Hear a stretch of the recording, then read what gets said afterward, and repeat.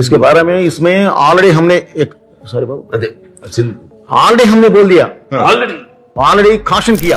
Gangs of Godavari, mechanical Rocky, Leyland, ఇప్పుడు ఫంకీతో వరుసగా 4 flops ఇచ్చాడు విశ్వక్సేన్. జాతి రత్నాలు టైప్ లో మళ్ళీ ఇంకోటి తీద్దామని ఫంకీ తీస్తే అది కూడా పల్టీ కొట్టింది. అనుదీప్ ఆటో పంచెస్ అక్కడక్కడ పేలినా కూడా ఓవరాల్ మూవీగా చూస్తే మాత్రం బాగా డిసప్పాయింట్ చేసింది. మన నాగవంశీ చిమ్టు ముందే హింట్ ఇచ్చాడు మూవీలో స్టోరీ ఉండదు అని. చిమ్టు చెప్పినట్టే మూవీలో స్టోరీ ఎక్కడా కనిపించదు. కొన్ని కామెడీ సీన్స్ ని డైరెక్ట్ చేసి వాటినే మూవీ మొత్తం అతికిచ్చినట్టు ఉంటుంది, లైక్ ప్యాచ్ వర్క్ అనమాట.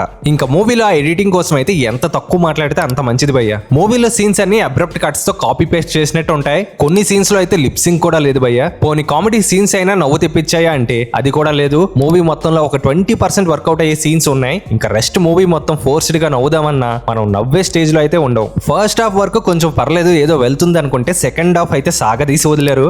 ఎక్కడా కూడా ఇంట్రెస్ట్ అయితే జనరేట్ చేయలేదు. చిమ్టు అండ్ హరీష్ శంకర్ క్యామియోస్ కూడా పెద్దగా వర్కౌట్ అవ్వలేదు. ఈ మూవీలో హ్యూమర్ కానీ, నెరేటివ్ కానీ, ఎమోషన్స్ కానీ అన్ని ఫోర్స్డ్ గానే ఉంటాయి. ఏదో జబర్దస్త్ లో స్కిట్స్ చూసినట్టు ఉంటుంది. ఇంకా మూవీకి ఏదైనా పాజిటివ్ ఉంది అంటే అది హీరోయిన్ కైడు లోహర్ అనే చెప్పాలి. విశ్వక్సేన్ మూవీకి కంప్లీట్ మిస్ఫిట్ అనిపించింది. నవీన్ పొలిశెట్టి చేసి ఉంటే కొంచెం బెటర్ ఉండేదేమో. ఇంకా బీజిఎం కూడా నార్మల్ గానే ఉంది. ఒక సాంగ్ తప్పితే మిగతావన్నీ అస్సలు ఎక్కలేదు. ఆ డబ్బింగ్ కూడా కొన్ని చోట్ల తేడా కొట్టింది. అనుదీప్ జాతి రత్నాలు హ్యాంగ్ ఓవర్ నుండి ఎంత త్వరగా బయటికి వస్తే అంత మంచిది.